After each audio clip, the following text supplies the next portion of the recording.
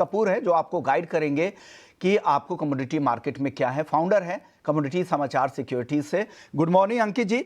चांदी से शुरुआत कर लेते हैं। आज तो रिकवरी दिख रही है, कल क्या हुआ था सर, आप बताइए। आपके हिसाब से किस वजह से चांदी कल नीचे आई थी? देखिए, सबसे पहले तो यहाँ पे रीजन सबसे बड़ा यहाँ पे निकल के आ रहा है कि जो अभी इंडस्ट्रियलाइजेशन की बात चल रही है, जहाँ हाँ पे हाँ। ग्लोबल टैरिफ की बात चल रही है, उसके कारण कहीं ना कहीं गिरावट देखने को मिल रही थी।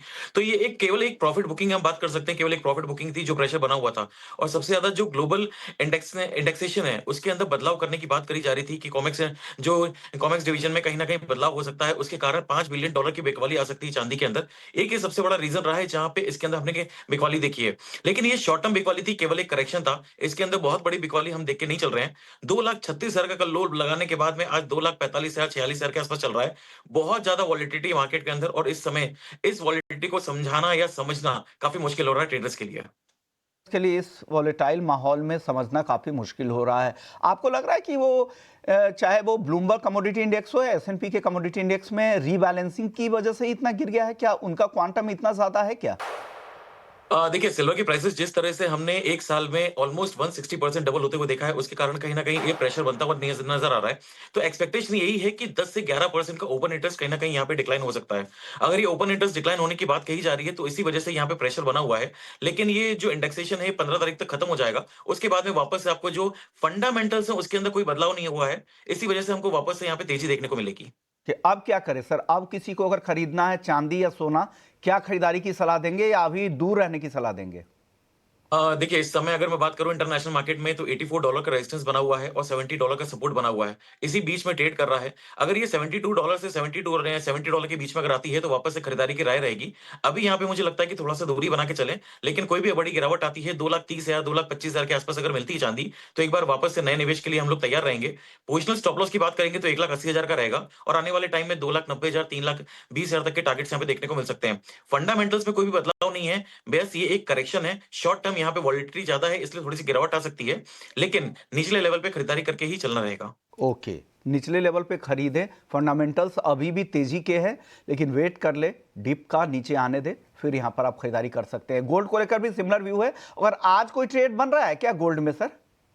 देखिए, गोल्ड मुझे ज्यादा पॉजिटिव लग रहा है as compared to silver age of now. तो मुझे लग रहा है कि गोल्ड अगर 1,37,500 के आसपास मिलता है तो खरीदारी कर सकते हैं पोजिशनल बेसिस पे। 1,34,000 का स्टॉप लॉस रहेगा, यहाँ पे 1,42,000 तक के टारगेट देखने को मिल सकते हैं। ओके, चलिए, तो गोल्ड आपको ज्यादा प्रॉमिसिंग लग रहा है। कच्चे तेल की बात करते, कल तो तेज उछाल दिखा 3% का, लेकिन यूएस अपने फेवर में डील लगातार करने की कोशिश, और नया नैरेटिव्स भी ट्रंप लगातार सेट करते जा रहे हैं। अब 500% टैरिफ को लेकर यहाँ पे मंजूरी दी गई है रूस पे, और उनसे जो भी रूसी ऑयल को जो भी कंट्रीज खरीदते हैं उन पर भी ये टैरिफ एप्लीकेबल होगा। क्या लग रहा है क्रूड मार्केट पर इसका क्या असर हो सकता है? किस तरह की चाल क्रूड में दिख रही है आपको आगे? मुझे लगता है कि क्रूड के अंदर जितनी भी नेगेटिव न्यूज़ है, वो सारे के सारे डिस्काउंट होती नज़र आएगी। बहुत ज़्यादा इसके अंदर मैं गिरावट के लिए उम्मीद नहीं कर रहा हूँ। जितने भी इंटरनेशनल मार्केट में टैरिफ्स देखिए, टैरिफ्स का तो खेल है, पिछले हम 1.5 साल से देख रहे हैं, और ये प्रेशर अभी कंटिन्यूअसली बना रहेगा। इसी वजह से ग्लोबल मार्केट के अंदर हमने गोल्ड की बात करी कि उसके अंदर तेजी बन सकती है। लेकिन आने वाले टाइम में क्रूड की अगर मैं बात करूँ, तो क्रूड में बहुत बड़ी गिरावट की उम्मीद मैंने यहाँ पे लगा के नहीं चल रहा हूँ। सॉरी, 4900 एक मेजर सपोर्ट यहाँ पे बना हुआ है। जब तक उसके लेवल को नहीं तोड़ रहा है, तब तक यहाँ पे हम मंदी करके काम नहीं करेंगे। शॉर्ट टर्म की रेजिस्टेंस की बात करूं तो 5400 का रेजिस्टेंस है। अभी हाल फिलहाल में इसी के रेंज में ट्रेड करता हुआ नजर आएगा, लेकिन बिकवाली नहीं करने की सलाह रहेगी। वाली नहीं करने की सलाह क्रूड को लेकर आपकी तरफ से ये आ रही है। चलिए, मेटल्स में कल काफी बिकवाली दिखी थी। क्या लग रहा है ये बिकवाली कंटिन्यू तो नहीं होगी, या एक मौका है नीचे के लेवल में वापस से खरीदारी करने का? क्योंकि आज सारे मेटल्स में थोड़ी बहुत खरीदारी यहां पर दिख रही है। जिंक देखिए 308 के ऊपर है, एल्युमिनियम में आधे % की तेजी है, कॉपर में 0.25% की तेजी है। क्या दिन के दौरान ये तेजी एक्सटेंड होगी, बढ़ सकती है? क्या यहां से कुछ खरीद लेना चाहिए मेटल्स में? मेटल्स में मैंने कल भी आपसे बात करी थी, तो एक ही चीज बोली थी कि इस हफ्ते का हमको थोड़ा सा इंतजार करना पड़ेगा, क्योंकि इस हफ्ते थोड़ी सी वॉलिटिलिटी ज्यादा रहेगी। लेकिन अगर मैं मेटल्स की बात करूं, स्पेशली बेस्ट मेटल्स की, तो इसके अंदर कोई भी मुझे नेगेटिविटी नहीं दिख रही है। आने वाले टाइम में इसके अंदर अभी और तेजी देखने को मिल सकती है। शॉर्ट टर्म में आज इंट्राडे में मुझे लगता है कि एक रेंज में ही ट्रेड करता हुआ नजर आएगा। कॉपर की स्पेशली अगर बात करें तो कॉपर में मुझे लगता है कि 1250 1220 के अगर बीच में मिलता है तो एक अच्छे खासे खरीदारी के लेवल्स हो सकते हैं। यहाँ पे मुझे एल्यूमिनियम भी बहुत अच्छा लग रहा है। एल्यूमिनियम आने वाले टाइम में मुझे लग रहा है कि इसके अंदर अच्छी खासी तेजी देखने को मिल सकती है। एल्यूमिनियम का ट्रेड अगर आने वाले टाइम में 350 और 360 का लेवल क्रॉस कर जाता है तो आश्चर्य नहीं होगा। यहाँ पे कोई भी गिरावट अगर एल्यूमिनियम में मिलती है तो करके चल सकते हैं। ओके, चलिए, तो ये एल्युमिनियम भी खरीदारी की राय आपकी तरफ से आ रही है। नेचुरल गैस, ये एक काउंटर आपको कैसा दिख रहा है? यहाँ कुछ तेजी की उम्मीद बननी चाहिए क्या? क्या करना चाहिए? अ, एनजी में यहाँ से 306 के करीब है। जी बिल्कुल, कल हमने बात करी थी 325 330 के आसपास अगर मिलता है तो यहाँ पे बेच के काम कर सकते हैं, वही हुआ। उसके साथ में कल हमने गिरावट के देखा है। कल हमने देखा है कि 305 तक के लेवल्स आ चुके हैं, अभी भी इसके अंदर ट्रेंड नेगेटिव है। मुझे इसके अंदर कोई एक्सपेक्टेशन नहीं कि बहुत ज्यादा पॉजिटिव अभी हो सकता है। थोड़ा सा इसके अंदर अभी गिरावट और देखने को मिल सकती है। हो सकता है कि 290 280 तक के लेवल्स देखने को मिले। 225 का लेवल नेचुरल गैस में टूटना मुझे काफी मुश्किल लग रहा है, लेकिन अभी शॉर्ट टर्म की अगर बात करूं तो एक रेंज में ही ट्रेड करता हुआ नजर आएगा।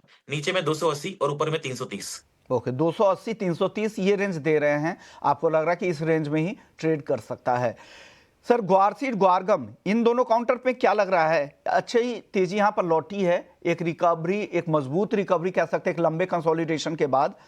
अभी भी हालांकि बीच में 1-2 दिन फिर से मुनाफा वसूली दिखी थी, आज फिर से तेजी के साथ शुरुआत हुई है ग्वारसीड ग्वारगम दोनों की। क्या ये तेजी कंटिन्यू हो सकती है क्या अंकित जी? जी बिल्कुल, जिस तरह से नीचे से इसने रिकवरी दी है, तो यहाँ पे मुझे लगता है कि जो ट्रेंड है वो पॉजिटिव रहने वाला है। तो आने वाले टाइम में हम इसको 11,500 12,000 तक के लेवल देख सकते हैं। यहाँ पे किसी को भी खरीदारी करनी है, तो 8,500 का स्टॉप लॉस लगा के खरीदारी कर सकते हैं। आने वाले टाइम में 12,000 12,500 तक के टारगेट्स यहाँ पे देखने को मिलेंगे। ओके, 12,000 12,500 ग्वारगम को लेकर ये राय यहां पर दी जा रही है। और अब मसाले की बात कर लेते हैं। मसाले में हल्दी, हल्दी में भी ऊपरी स्तर पर थोड़ा दबाव देखने को मिला है, लेकिन क्या जो तेजी की शुरुआत हल्दी में हुई है, क्या आगे भी चल सकती है? क्योंकि आज भी तेज है फिर से। अप्रैल वादा की मैं बात कर रहा हूं, 17,750 के ऊपर करीब 1% तेज है। अंकित जी, हल्दी को लेकर क्या रिपोर्ट है? क्योंकि अब तो अराइवल के सीजन नजदीक आ गए हैं, अराइवल शुरू होंगे, तो क्या यहां पर प्रेशर बन सकता है या अभी और रूम है ऊपर जाने का हल्दी का? नहीं, अभी अगर मैं हल्दी की बात करूँ तो उसके अंदर काफ़ी रूम बचा हुआ है। अभी यहाँ पे हमने देखा था 16,000 के ऊपर तो फ्रेश ब्रेकआउट आया है। आने वाले टाइम में अभी 18,000 तक के हमने लेवल्स देखे हैं। थोड़ी-सी गिरावट आई है, लेकिन इसके बाद वापस यहाँ पे तेज़ी देखने को मिल सकती है। आने वाले टाइम में मुझे लग रहा है कि 19,000 20,000 तक का यहाँ पे लेवल देखने को मिल सकता है। जब अराइवल का सीज़न स्टार्ट होगा, उसके बाद में यहाँ पे प्रेशर देखने को मिलेगा। अराइवल के पहले कहीं न कहीं 19,000 20,000 का लेवल यहाँ पे टच करता हुआ नज़र आ रहा है। उससे पहले उसके बाद प्रेशर दिखेगा, तो अराइवल के सीजन शुरू हो जाएंगे फरवरी से, तो ये ध्यान रखिएगा। और आमतौर पे महाराष्ट्र में सरस्वती पूजा के दिन, बसंत पंचमी के दिन से यहाँ पर शुरुआत होती है धीरे धीरे, लेकिन 15 फरवरी के बाद ये फिर वहाँ पर तेजी आती है आवक में।